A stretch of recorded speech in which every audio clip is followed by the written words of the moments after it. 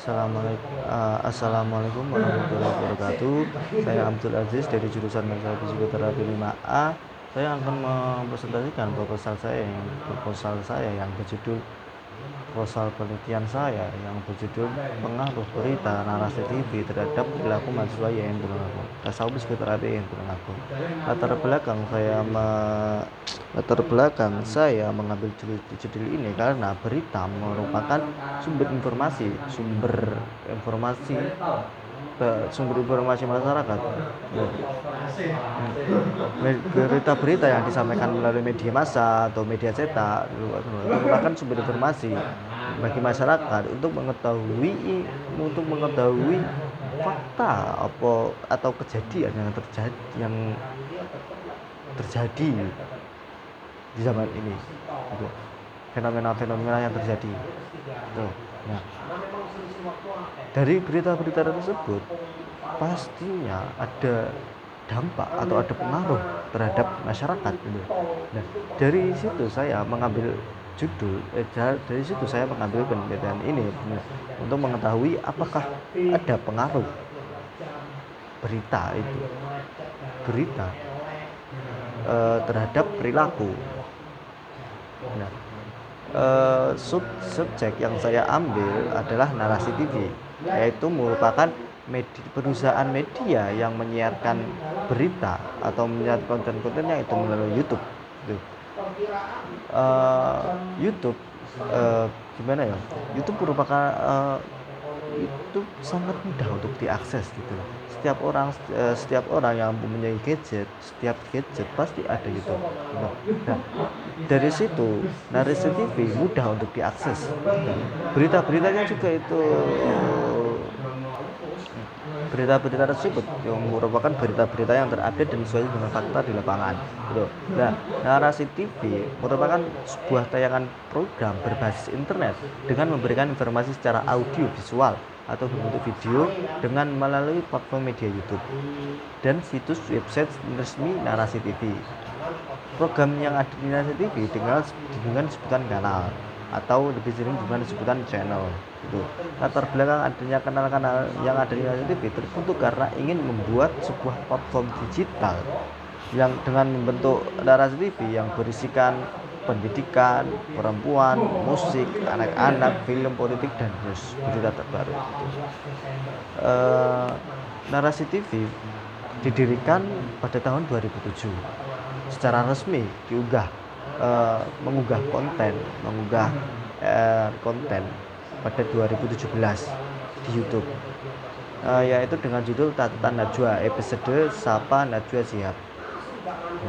Episode 1 Najwa Shihab dari kanal Najwa sebagai episode pertama yang mengenalkan tentang narasi TV, dan pada Agustus 2017 merupakan episode terakhir Mata Najwa pada tayangan di salah satu stasiun televisi di Indonesia. Kemudian pada bulan September pada 2017 narasi TV resmi berpindah ke digital baru dan mencoba platform digital yaitu membuka channel YouTube. Setelah keluar dari stasiun televisi Indonesia, salah stasiun televisi swasta Indonesia, kemudian narasi TV atau Najwa itu beralih ke platform media, gitu. Narasi TV didirikan oleh 3 tokoh utama, yaitu Najwa Shihab, Katrin Devi, dan Dahlia Citra Buana, yang memiliki pengaruh besar dan memiliki ide serta pemikiran sejalan dengan visi dan misi narasi TV. Konten-konten narasi TV atau narasi TV menyajikan konten kreator dengan mengangkat tema-tema yang berasal dari Indonesia, mengambil banyak potensi yang ada dari muda-mudi Indonesia. Nah, narasi TV memiliki beberapa kanal. Ada beberapa kanal atau channel yang di bawah naungan narasi TV, yaitu seperti Sarah Seciran, Mata-Mata, Tepi 0 meter, 2 Bujang, Buka Buku, Maunya Maudi, Tompi dan Glenn, Catatan Najwa, Mata Najwa, Buka Mata, dan sebagainya. Kemudian beralih pada perilaku. Kan tadi um, judul dari saya adalah pengaruh dari berita. Nah, pengaruh berita itu terhadap perilaku mahasiswa YN Tulungagung.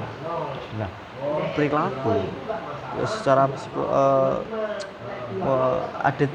ada tiga bidang perilaku dalam psikologi, yaitu kognitif, efektif, dan psikomotor.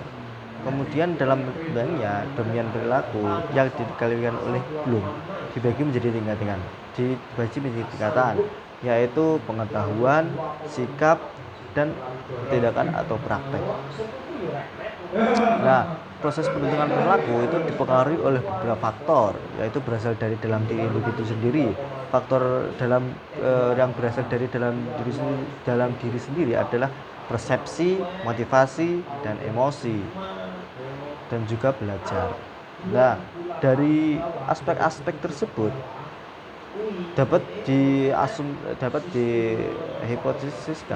diasumsikan bahwa pengetahuan, sikap, dan tindakan yang merupakan sebuah perilaku itu dapat tercapai, tertanam dalam diri, itu bisa melalui berita. Kita melihat berita, kita membaca berita, itu kita kan ada sebuah pengetahuan. Dari pengetahuan itu kita akan ada sikap dari pengetahuan itu, sikap terhadap pengetahuan tersebut. Nah, dari sikap itu muncullah sebuah tindakan atau praktek. Nah, tindakan itu merujuk pada perilaku yang diekspresikan dalam bentuk tindakan yang merupakan bentuk nyata dari pengetahuan dan sikap yang kita miliki. Bentuk nyata dari sikap itu.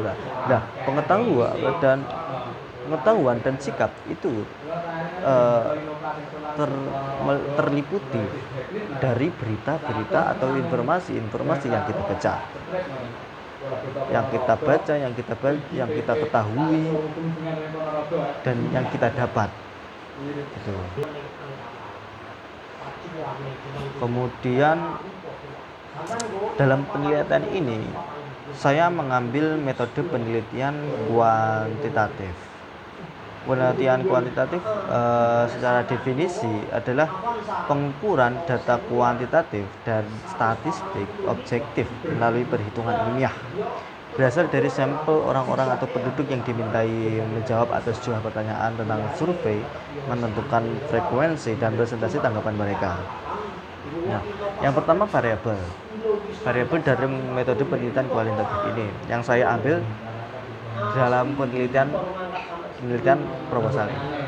Nah, yang pertama adalah variabel bebas atau independent variabel merupakan variabel yang mempengaruhi variabel lain, atau menghasilkan akibat dari variabel yang lain, yang pada umumnya dalam urutan tata waktu yang terlebih dahulu. Badan variabel dalam penelitian kuantitatif merupakan variabel yang menjelaskan fokus penelitian. Nah, variabel terikat merupakan variabel yang diakibatkan atau dipengaruhi oleh variabel bebas. Keberadaan variabel ini merupakan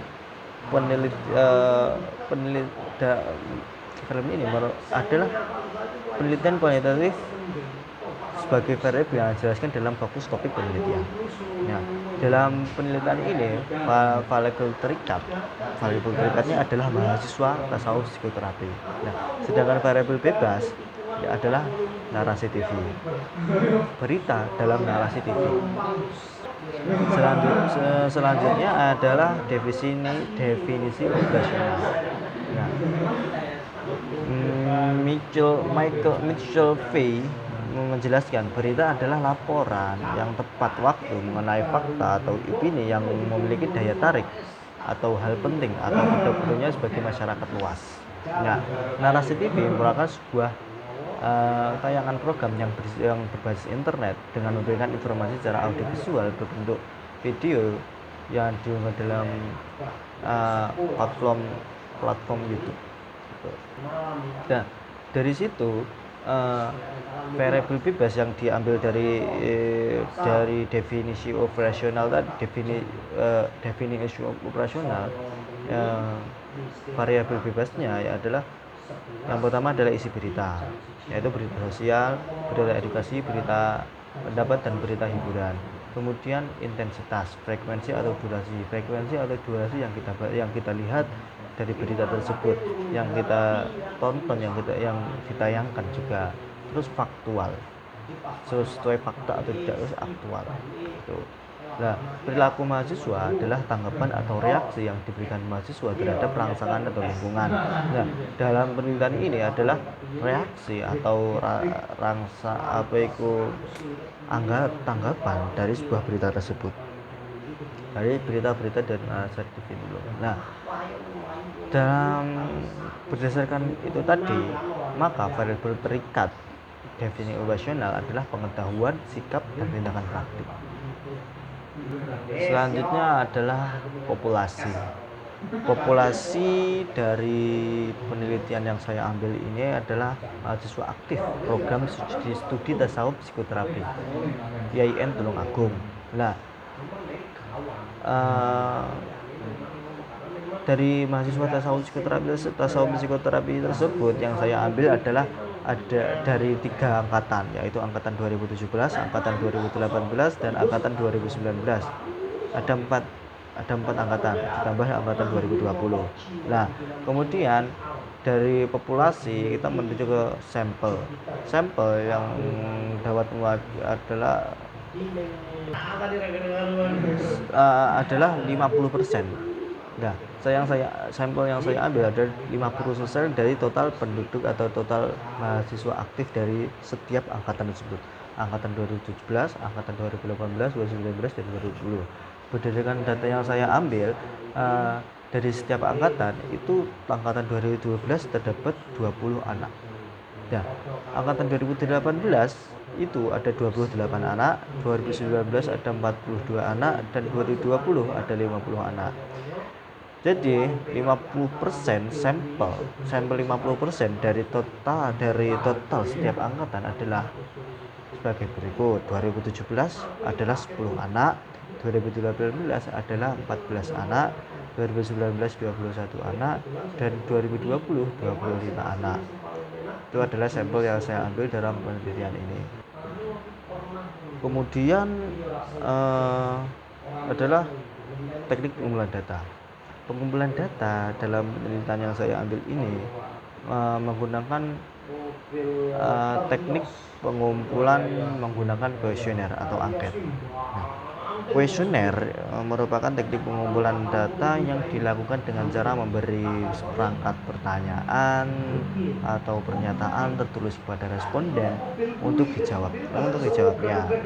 Jenis kuesioner yang dipilih ialah kuesioner tertutup, di mana pertanyaan yang berbentuk yang dalam hal ini responden tertinggi memiliki jawaban-jawaban yang telah disediakan di dalam kuesioner. Jadi kita memberikan sebuah pilihan, dari setiap pertanyaan itu ada jawaban, ya pilih, setuju, tidak setuju, sangat setuju, dan seterusnya. Jadi jawaban itu telah terkait, responden tidak dapat memberikan jawaban secara bebas yang mungkin yang dikehendakinya oleh yang bersangkutan. Responden tinggal memilih jawaban yang telah disediakan. Dan itu menurut yang berdasarkan realitas yang ia alami sendiri. Angket jenis angket sendiri yang saya ambil adalah skala Likert, yaitu menggunakan pernyataan sikap yang diungkapkan dengan kata-kata setuju, sangat setuju, ragu-ragu, tidak setuju, sangat tidak setuju.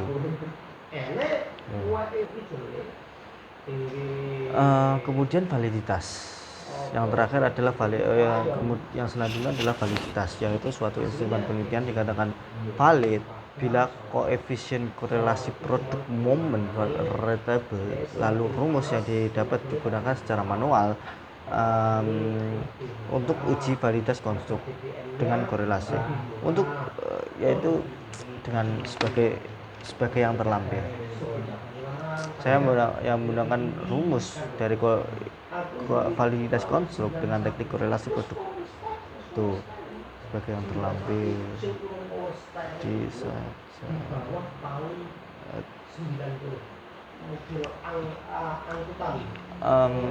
dari rumus-rumus tersebut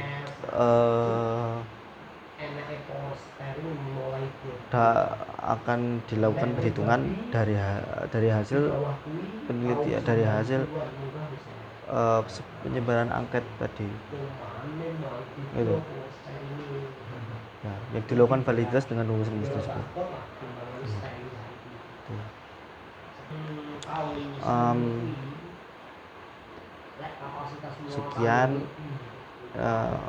Sekian presentasi penelitian dari saya. Ada kurang lebihnya maaf. Wassalamualaikum warahmatullahi wabarakatuh.